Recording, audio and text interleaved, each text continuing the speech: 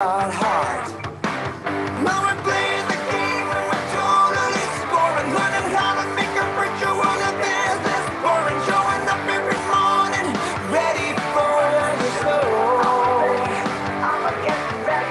Gold engaging virtual meetings 2.0.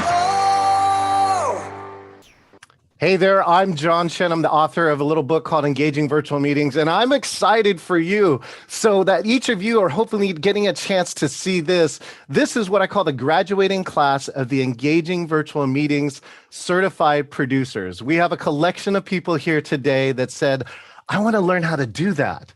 And so now the whole week, we've now probably got about 18 hours of training and rehearsals behind us. And now one of the culminating pieces of this project is that each person in this class needs to present for about 8 minutes and produce somebody else for about 8 minutes. So in here, of you, the attendee, each of you are going to learn ideally one new tip or skill or feature of virtual meetings that's really going to help you.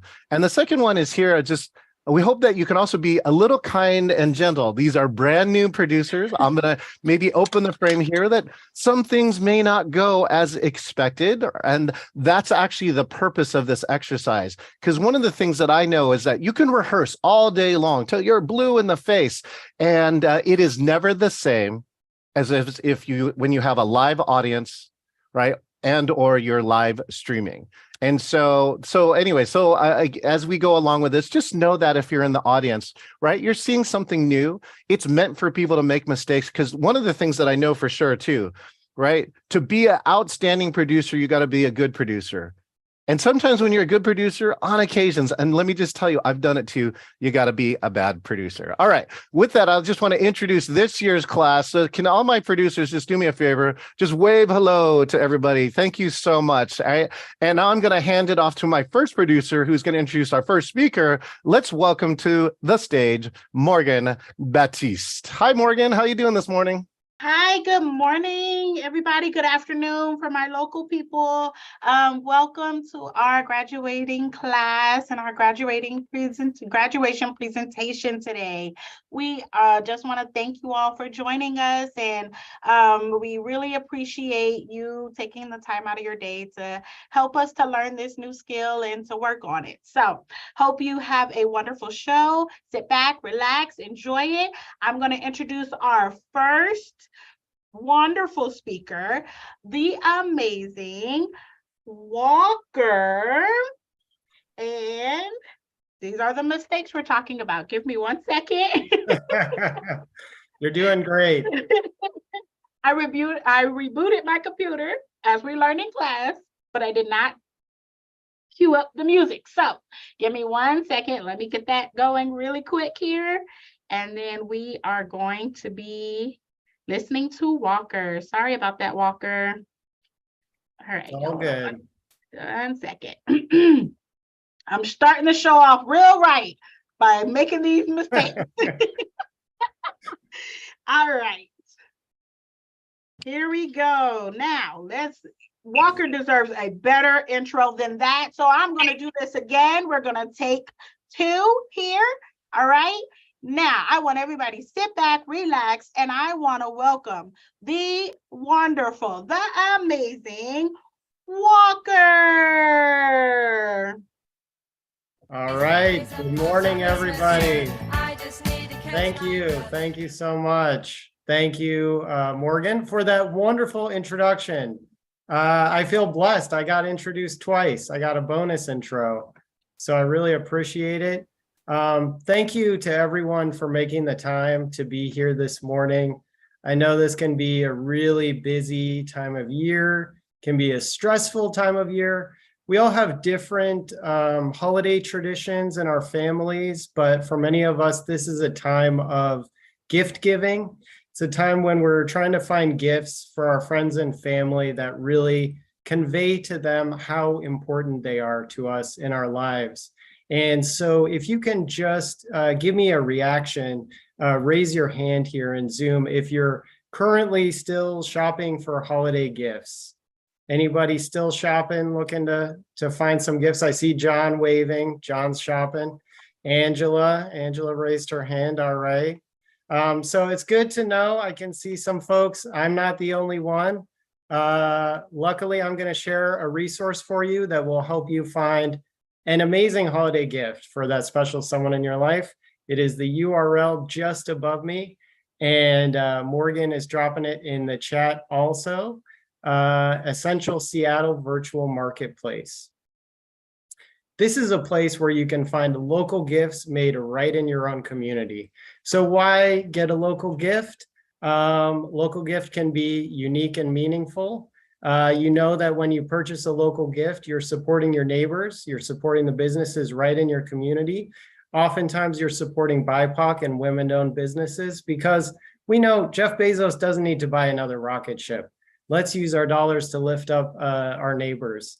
That way you're aligning your spending with your values, and you know your gift is going to arrive on time because it's already in the neighborhood, which also means it's going to have a smaller carbon footprint. So we can find some amazing gifts on the virtual marketplace I'm about to walk through. But first in chat, let's see if anybody has a story they want to share about the worst gift they've ever received. Every gift is special.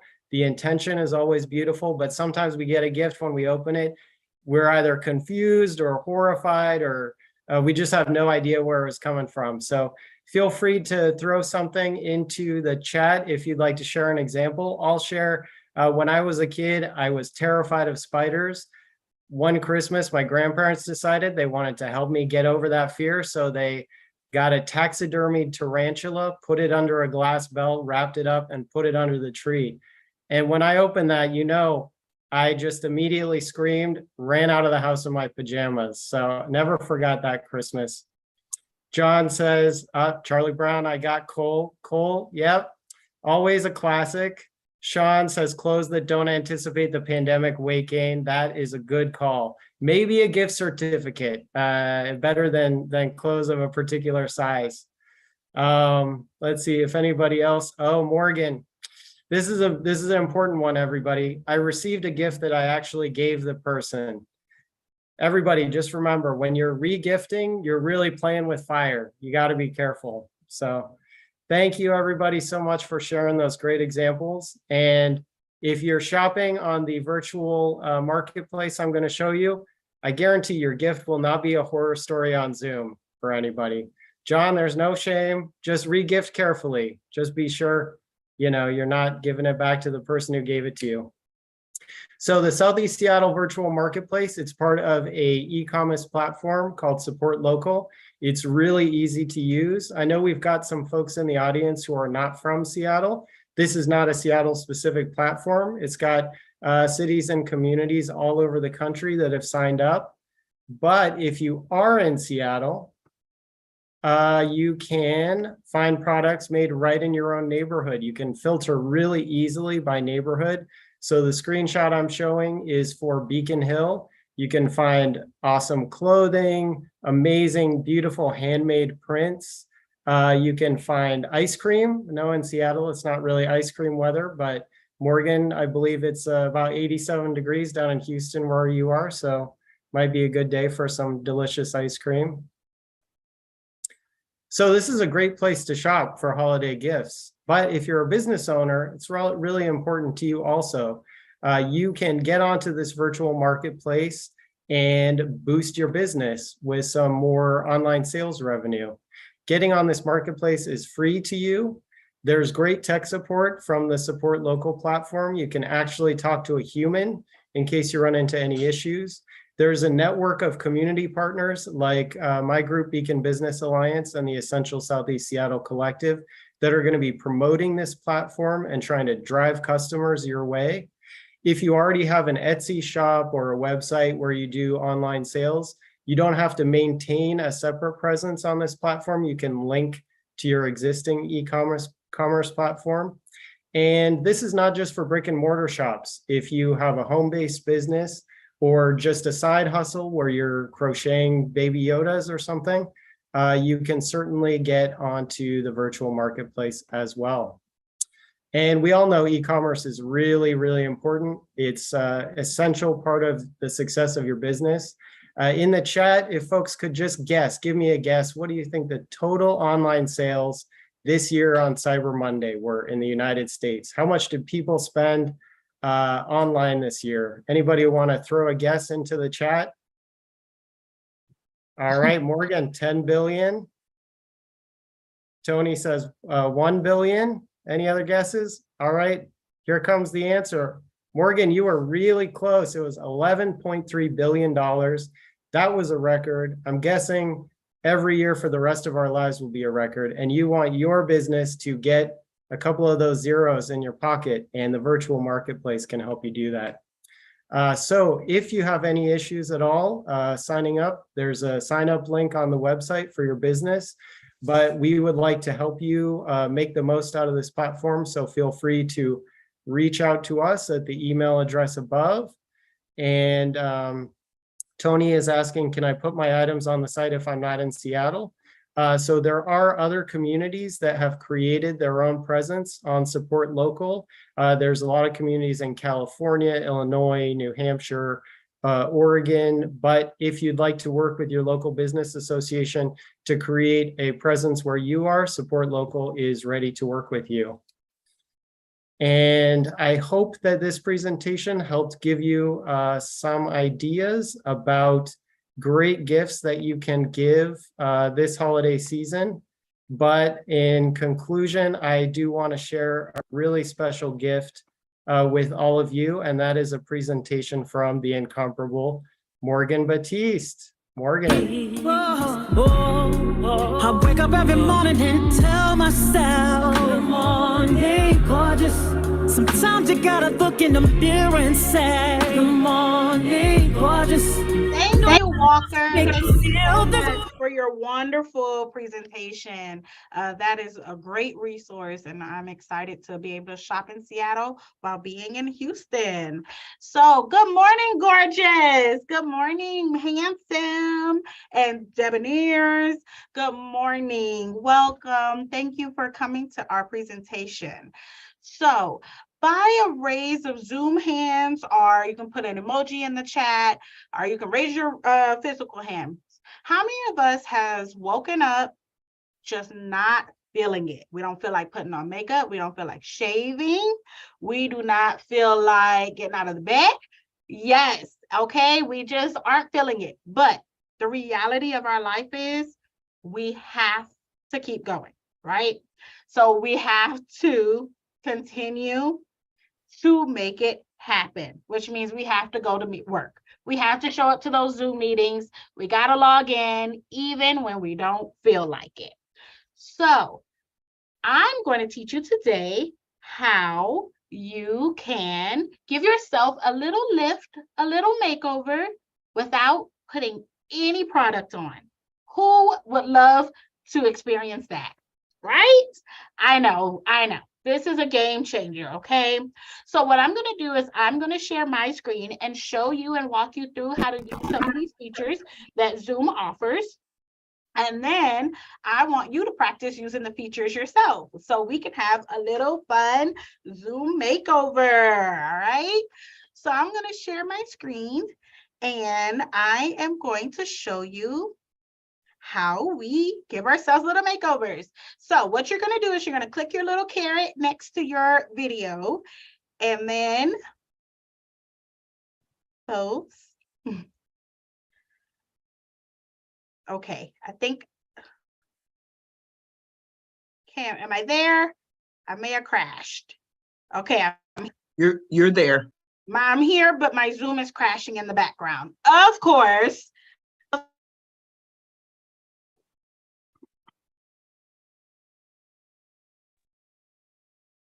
Okay, I'm back. Sorry about that. This is definitely a producer training here for me. Everything going wrong could go wrong. All right, let's try this again. Hopefully it doesn't crash. I'm going to try to share my screen again. All right, now you're going to click the little caret of the stop the video. You're going to go to your video settings. Okay, once that box is up, then you're going to go to your background effects. So let's talk about virtual backgrounds for a minute here. So why would you want to use a virtual backgrounds? There's many reasons, but a good reason could be because your background, your real background, is not Zoom presentable. Maybe you have kids' toys all over the place, clothes. That's me all day long.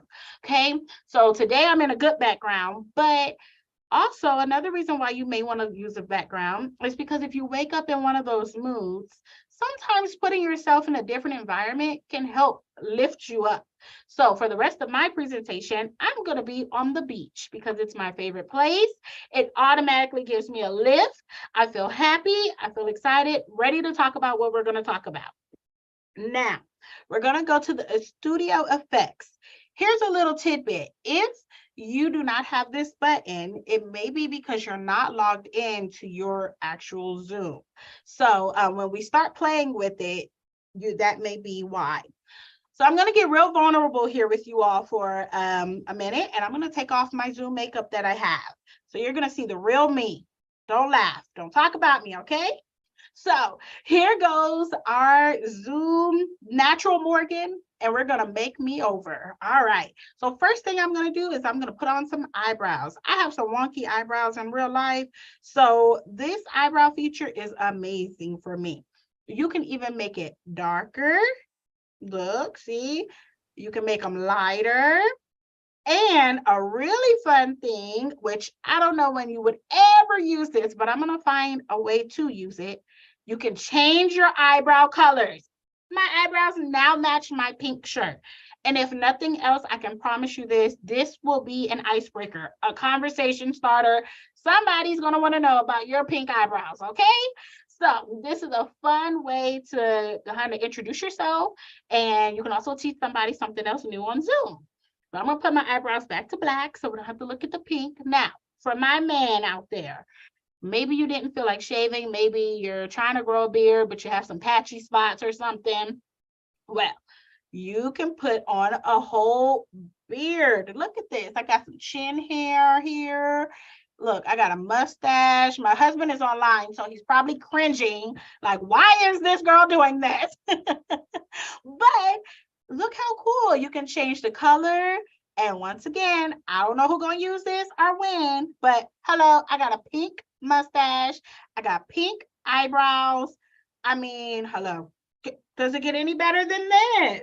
So you can use that feature as well. And the last feature on the Zoom makeover is your lipstick, ladies.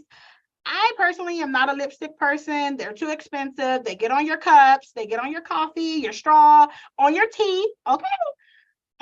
I don't really like it. So this Zoom lipstick is just perfect. This is exactly what I need to just brighten up my face without actually having to put the product on. All right. So these are the exciting studio effects that Zoom offers.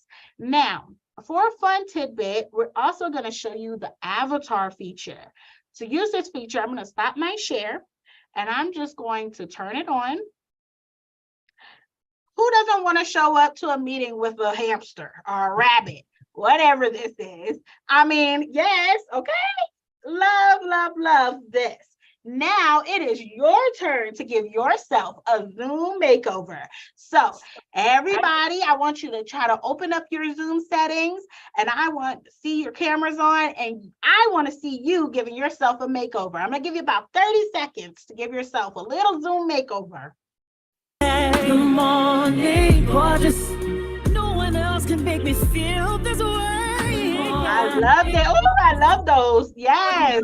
Beautiful flowers, Tony. Love the smiley faces, Diana. John, can you stick your tongue out? Let me see. All the times that I wanted to be somebody. All the times I love this feature. The avatar is so fun. Look at these frames, Walker. I love the dog. This is so much fun. Yes. So thank you for playing along. I really hope that you enjoyed learning about these Zoom settings to give yourself that little bit of lift, even though you all are naturally beautiful and handsome. Sometimes we just need a little lift. So that is your Zoom makeover for the day.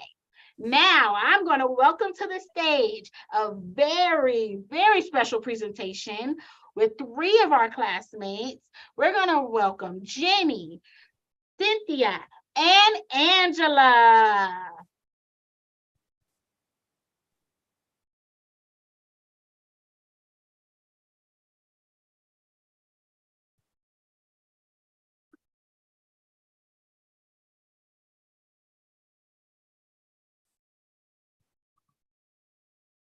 Hello, ladies and gentlemen. Welcome. Sorry for the little delay there. We are going to present about technology, evolution, and human needs. My name is Angela Castañeda, and I do community building and support for small businesses in Southeast Seattle. And I'm Jenny App. I'm also supporting small business around Seattle area and supporting them to be a better place physically or virtually. Thank you.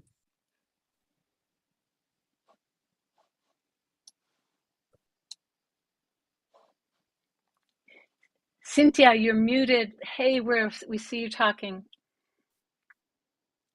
Hi, my name is Cynthia Prestel, and I want to help to present the best of us and help to bring out the best in us.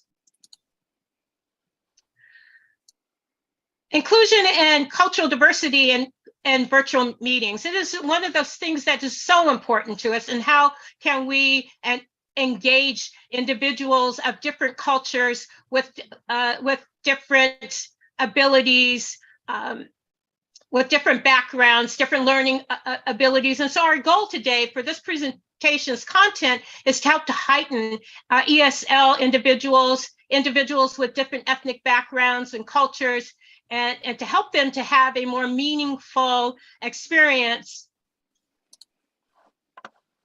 So there are resources out there that we can all find just by Googling and finding a definition. Well, one of the definitions one of the resources for finding a definition for cultural competency presented 133 million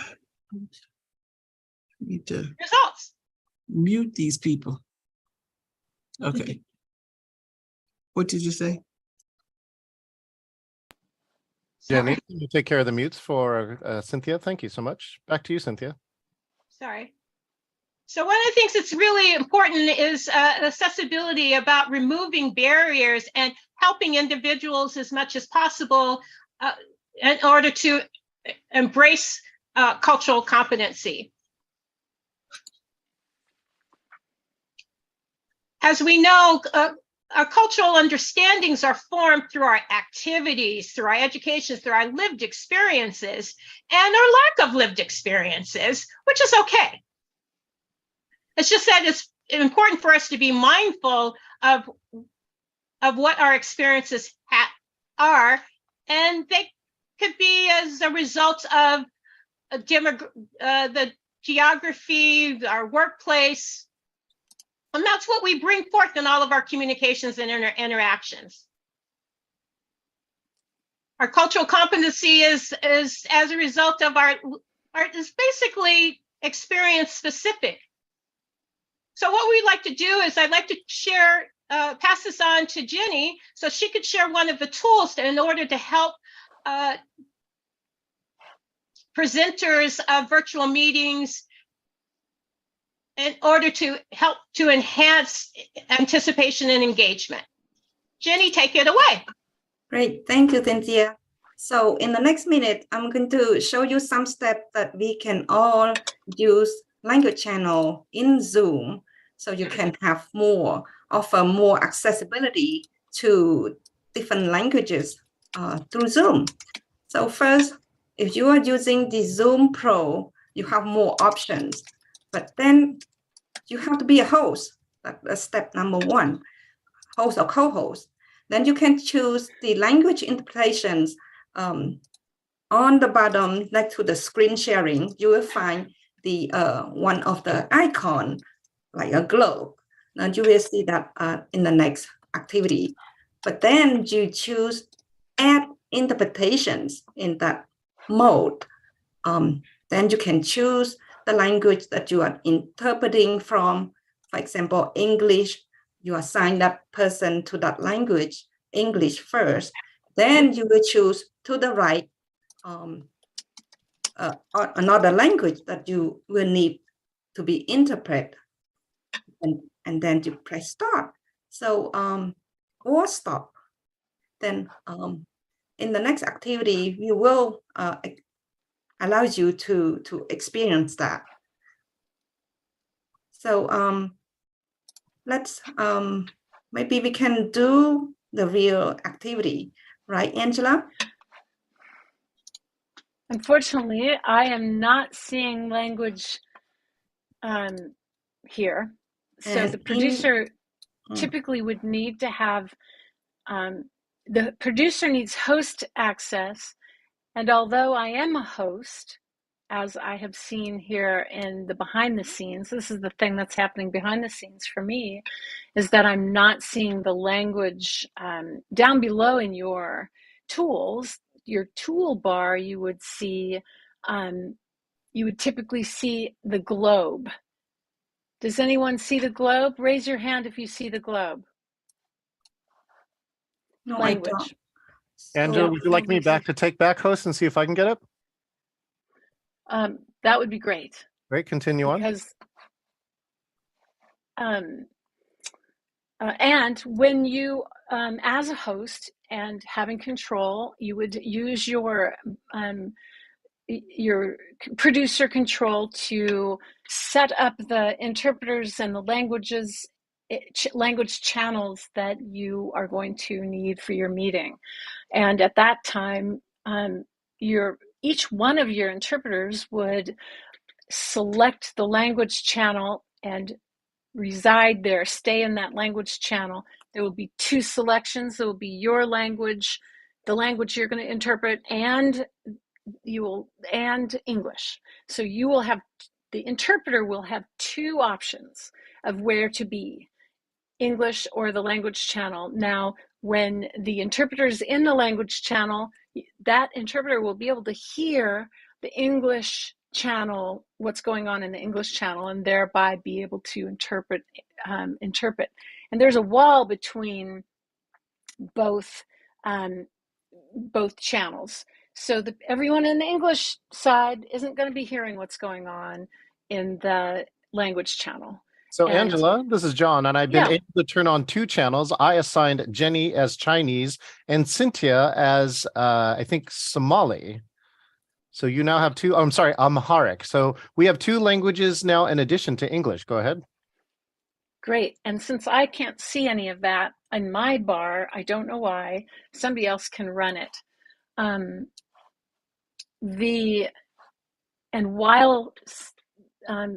While Jenny, can you see the language, the glow? Do you have the selection to be in the? Jenny is assigned channel? as an interpreter, so she has two switches. Great. She can either be on English or Chinese. Okay, go ahead, and Jenny, could you go into that language channel? And Cynthia, could you select your language channel and start translating, if you could, my English as I speak. And then I would ask the participants to go ahead and explore. Take a moment to select one of the other language channels. And if you have an issue finding that language channel, raise your hand, or go ahead and be like a butterfly. Find one of the language channels. And Jenny, are you able to interpret? Again, Jenny, reminder, we can't hear you unless you come back to the English channel. And so the key here too is Cynthia and Jenny, you can continue to talk no matter what you're saying, as if it was an interpreted language. So you could be in the language channel actually doing something like blah, blah, blah, blah, blah, blah, and nobody would hear you. And whatever that language is, I don't know. But this is the tool that allows us to create different channels while the actual presentation is going on, so that it's like a safe space for a language group to be with the home language that they are familiar with and feel good about. So this is one of the tools. I ask you all to come back to the English channel now. Select Angela, the interpreters and participants, please select the English channel, and we will Angela, turn I off. can, sorry, Angela, I can end interpretation and bring everyone back to the main channel if you'd like. Yeah, I was, you know, that's fine. You can end, the producer can, as John's doing, end interpretation whenever. And also the participant can take it on themselves to select, go back down and select the English channel to come back as well. So language is the essence of human connection. There are other essences, music, but music is language, right? So we just hope that you all will think of something that can bring humankind closer. What are some of the important aspects of human connection in a deeper level? And we would like to end this presentation with a call to action. Ask yourself the question, how does your lived experiences and reflect on your world and your lens? And so as a virtual meeting presenter or producer, you have the ability to include the lens of cultural competency to remove language and communication barriers. So we ask you to consider the and reflect what is your cultural competency, what is your self-reflection on your norms that are part of your that are not your norm. Thank you.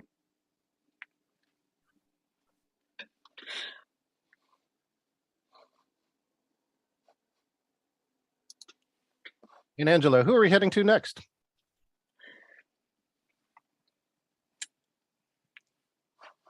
I don't know.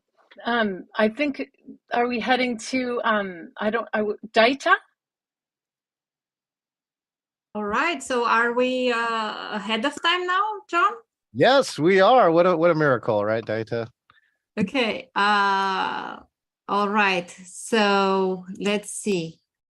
I apologize, I was not ready, I was looking at the time. I thought I had another couple of minutes, but I will now share my sound.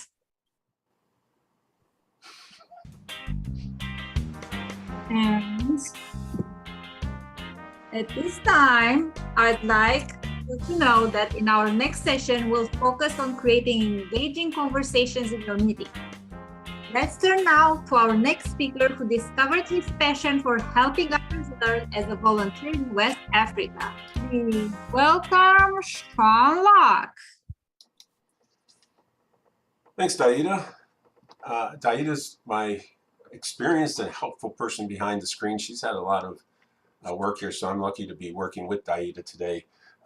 What I'm going to focus on is creating engaging conversations, and you've already seen enough of that or examples of that in the earlier presentations. What I want to focus on today is just specifically use of the chat function.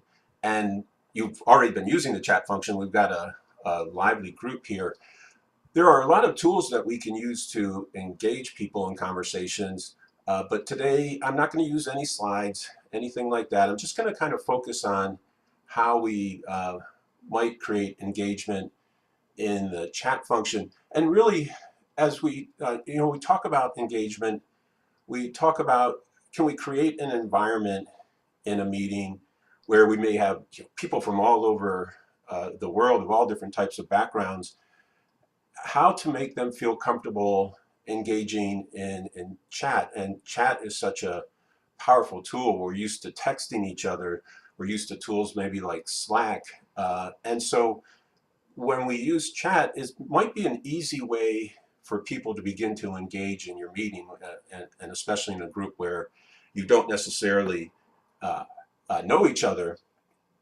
And as people become more comfortable engaging, they may begin to be ready to come off mute to talk, or even share their video and come online, because some people aren't comfortable sharing their video from the beginning, and we welcome that, and we just want to provide a safe space for everybody to join in. So I'm going to kind of go back and forth between doing some activities and kind of talking to you about what we're doing at the same time. So I'm going to start off with a story. And the one of the reasons to tell a story, and it's a story about myself, and it's a story of a kind of, I don't know if you call it a rust spot, it's just kind of an evolution of going through something in my life. And the reason to tell a story is, as you tell your audience a story about something challenging you went through, they can reflect on, maybe similar experiences, not the exact same, but similar. And that might say, okay, look, I'm vulnerable. I've gone through some tough times. Maybe you've gone through some tough times and challenges. And that allows us to kind of connect to each other on a common experience that we have had in the past. And what I'm going to do then is ask you to engage in chat here. So I won't tell the whole story. When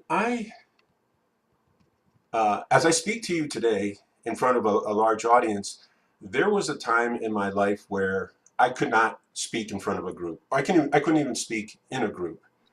So, and it's weird to me that it happened in college. So throughout high school, I didn't have any problem talking in class, but when I got to college, as time went through, it got even worse. It got to the point where I couldn't even raise my hand in a class. The actual thought of raising my hand in a class caused my heart to beat so fast that I was like, if I talk, I'm going to pass out in class and they're going to have to call 911. So I just could not even contribute. And I would always put myself in a place in the room where it was hard for the professor to see me. So I went to a large university. So in a class of 300 people, you can believe I was in the last row. There was no way the professor was going to call up to somebody way up in the top of a room that large. But even if it was 30 people, I was back in the corner hiding behind somebody. So the interesting thing is, when I went into the Peace Corps after college, I came to a point where I had to, if I was really going to do what I wanted to do, I had to change. I just had to make a change, or I wasn't going to be able to do what I had committed myself to do, both not only with the people that I was working with in the country that I was in, but I was training volunteers, incoming volunteers, new volunteers. So it's hard to train a volunteer if you can't stand up in front of them and speak. So I had to go through a process of making a change. And so if you're comfortable with whatever level that you like to share, and Walker, I was in Sierra Leone. Thanks for the question there. Have you just gone through a time in your life where you realized there was something in yourself that you said, for me to really get what I want out of life, or whatever it is, a project, my job, that I had to make a change? And to the extent that you're comfortable, go ahead and like Daida put in chat there about her fear of public speaking, and we know that the fear of public speaking is really one of the biggest, a more common fear that we have across people. But to the extent that you're comfortable, just put something in chat about an area where you really have had to make a big change in your life.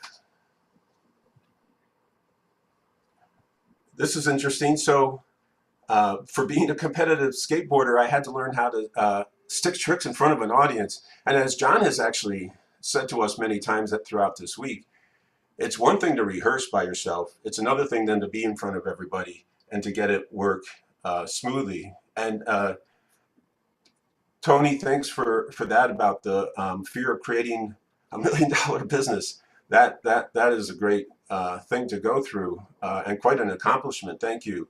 Yeah, and Walker, I think I could say for myself, being a better, just in any of my relationships, being more present with people is really important. So as you're seeing here, you know, by maybe my willingness to share where I was vulnerable and really went through, you know, a tough time, it gives people their ability to say, hey, I've gone through the same thing. So we may not know each other. We may come from very different backgrounds, but we know we've kind of gone through, we're linked together by the common experience of really recognizing something in our lives and taking that step forward to change. I will say the experience that I had in the Peace Corps was interesting. When I always had beater cars when I was first driving cars, and then I finally bought a new car, and I bought a car that I didn't know how to drive. It was a stick, and I'd never driven a stick in my life. I couldn't even do the test drive. I had to have a friend do the test drive and say, "Wait, do you like it?" And he was like, "Yeah, it's cool." It was the cheapest one on the lot, so it's like I'm getting that car. The day I bought it, he had to drive me to a parking lot, and I had to learn how to drive a stick. And he's like, "Well, do I stay around?" And I'm like, "Nope. If I don't show up for work on Monday, you'll know where to find me." And fortunately, I showed up to work on Monday, so I did get there. So it's John, yeah, I do miss a stick too, as well. So the good thing about having gone through this experience is maybe we can transfer that skill to new areas that we go in. So the next thing I just kind of want to tell, that this is just one example of how we can create an engagement in chat. There are lots of tools, and then there are what that John has been teaching us in terms of just conversationally, but also like we've seen that Morgan just did, making fun with tools that are in platforms like Zoom. But to kind of begin to close out, in the minute that we have remaining, and maybe it's less than a minute, if you would like to just end with what to you is how do you create a safe space? So when you're working in the different jobs that you all do, in the chat, why don't you just put in an idea so that others can see what you do to help people have a safe space to engage.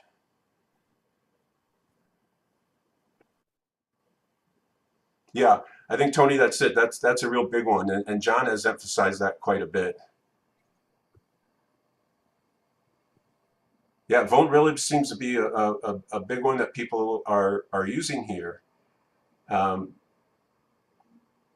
I think, Daida, the chat is a really great place to be an icebreaker. And John, you know, with John's comment there, the interesting thing is that he always makes a point that the moment somebody's joined, they're greeted. And automatically you come into a Zoom room and you feel welcome because John has already said, hey, welcome. So that's all I've got today. What we're going to do now is we're going to move over to Daida. The moment I can take myself off of Spotlight, there we go. And so now, fortunately, I get to hand it over to Daida. The topic for her today is the making of a virtual holiday party. I'm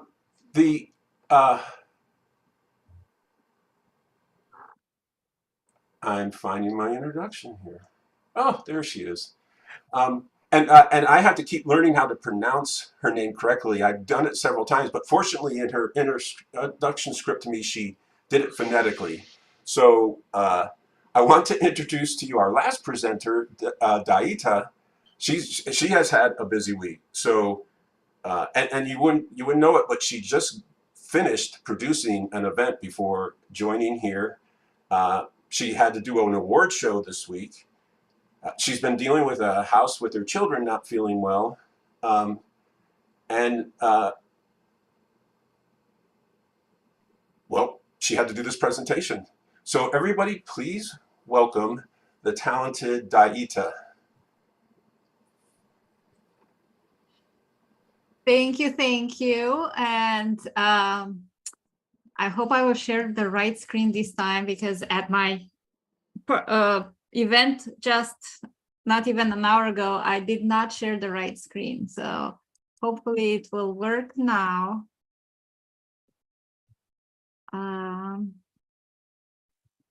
And yep, still not the right one. Are you seeing the presentation? Not my presenter mode. We are seeing your presentation. Perfect. So thank you, Sean. Indeed, this was an interesting week. I was planning to show you how to use PowerPoint as a background for this presentation, but I had to decide against it for two reasons.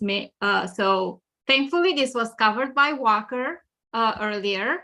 And secondly, I had to make a choice. Do I use this fancy Zoom tool, but lose some functionality from PowerPoint?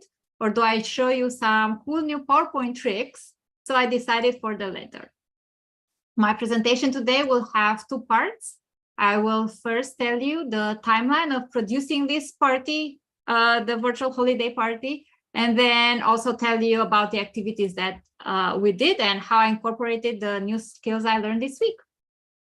Okay, if this would move, that would be awesome.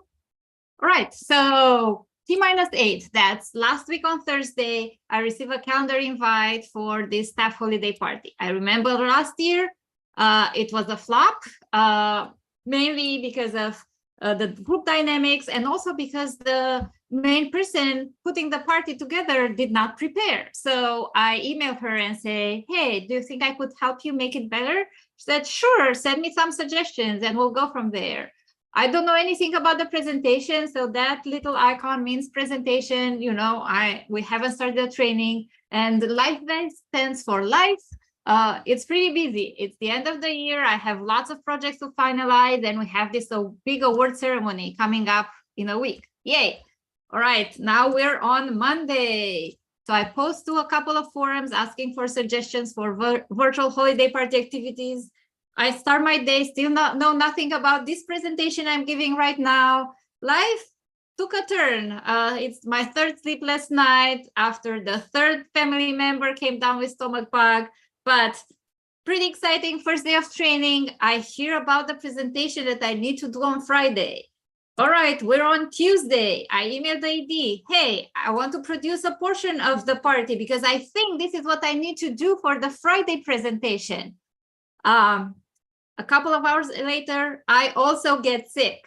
I email her again and I say, I don't think I can do it. But then she emails back at the end of the day and says, please do it because there's some family matters that came up unexpectedly. I will not have any time to prepare. Can you do it? I'm like, okay, I'm very sick. I will think about it. I misunderstood the assignment for this presentation. I thought I had to produce a new event. And I'm sick, right? T-2. So 2 days in, I emailed her and said, okay, I will do it. By the end of the day, I go through the forums, the ideas I received. I have a list of activities. I get clarification that this presentation should be about the process or some skills that I learned. And I'm back. I'm no longer as sick as the day before. It's pretty busy. The next day, we have this big award ceremony. All right, we do the ceremony. Yay! It was a great success. Thank you, John and Crystal. And I wait for the decision. I sent her the email yesterday. Does she want to do these activities? Which one does she want to do? I need to start preparing. The event is the next day. How do I do that? Well, fortunately, at 5:30, she calls and says, I know you emailed me something. Just tell me what's in there. I tell her the activities I want to do. She says, just go for it. So yesterday night, I put it together. And I also started drafting this presentation because I had to do both at the same time. All right. So foreshadowing today, just about this presentation, but the event was great. I think it was definitely better than last year. And we have Crystal here as my guest who can say if it went well or not. This presentation, hopefully it's a success and life is good. And with that, I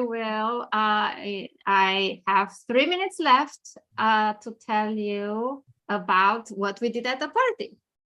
So let me just end this PowerPoint here. And I wanted to show you the PowerPoint rather than using it as a background because I used Morph, which is a very smooth transition in PowerPoint it's new because we don't know about it. I think they introduced it maybe 2 years ago or so, but not a lot of people are using it. So I just wanted you to experience morphing transitions. And I know that John will say that Rick Altman would be proud of me that I used that. All right, and going back to the presentation. Okay, so first and foremost, in planning this presentation, this event, I try to incorporate all of the acronyms that Sean will put in the chat now that we learned this week. I know they look a little bit, not familiar for those who were not in the training, but this was a great foundation for me to make me feel at ease to create the party. And my goal was to make it engaging, interactive, inclusive, and fun. So the advanced skills that I learned this week and incorporated were sharing sound, using PowerPoint as a background, although in the end, I didn't use that one, but I was planning to, and also using advanced polling.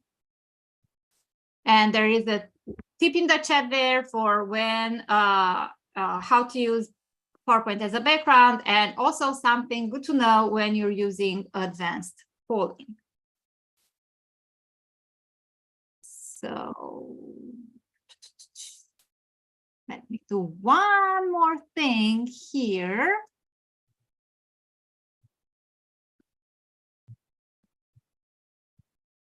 And this should go smoother than this.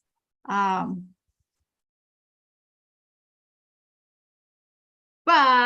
surprise, I am able to use PowerPoint as a background in the end to share with you the agenda of the party. So as they came in, we asked participants to update their Zoom backgrounds to something fun. I actually came in with John's background in the cabin. So nobody has seen it before. So that was fun. And I sent it to our ED too. So we were like there both in the same cabin, sort of.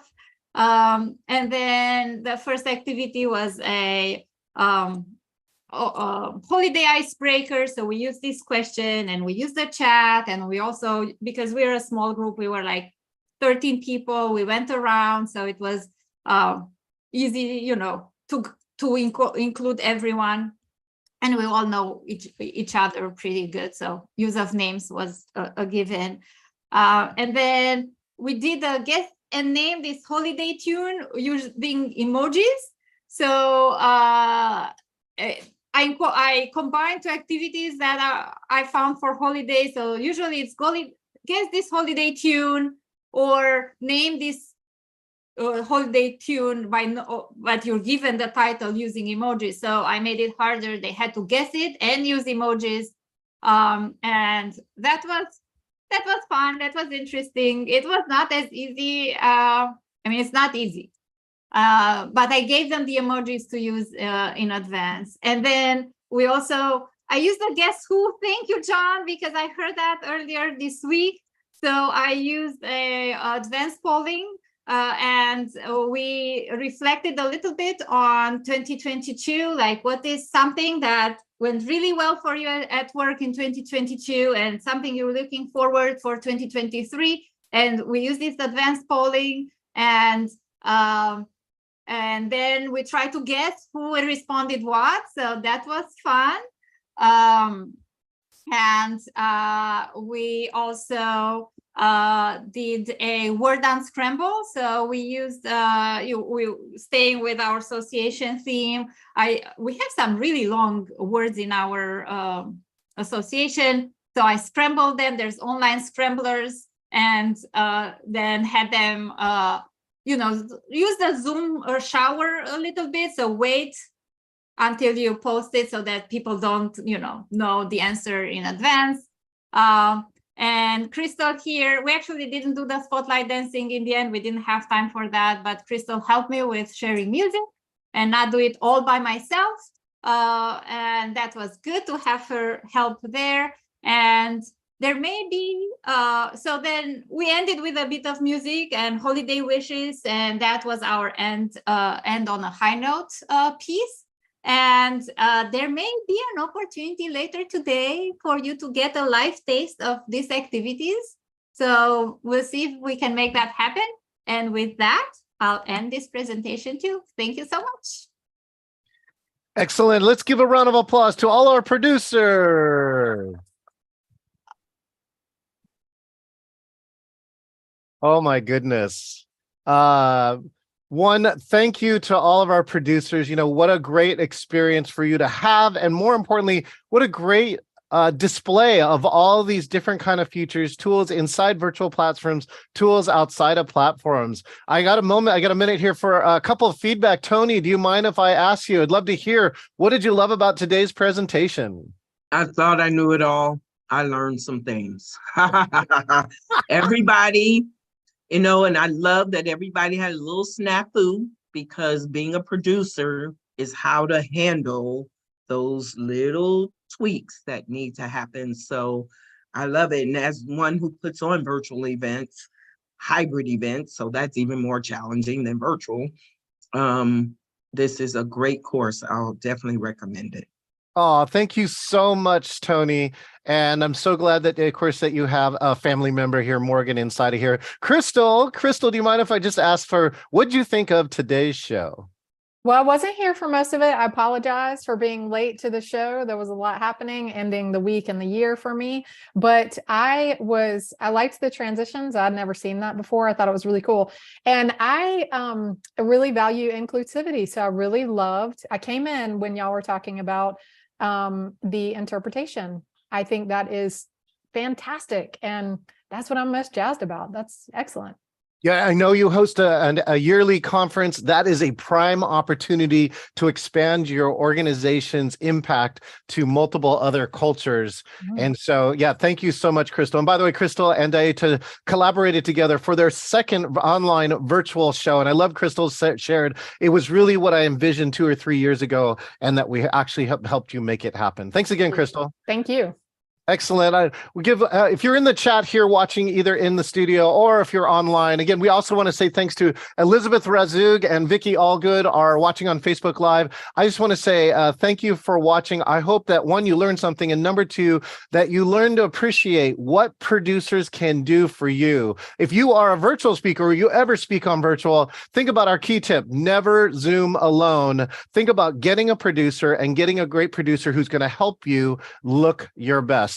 Again, you can chat. Thank you to our audience. I'm going to play a little video here, and we look to see you next time. If you want information about our Engaging Virtual Meetings Certified Trainer course, make sure and reach out to me, and I hope that you can share in the next cohort. Oh, I do have one message, though, before we leave. For all of my producers, here we go. Thank you for attending the performance, and a special thanks to all those who helped with the show. Happy holidays. We'll see you next time. Always start people and keep people. Show you got heart.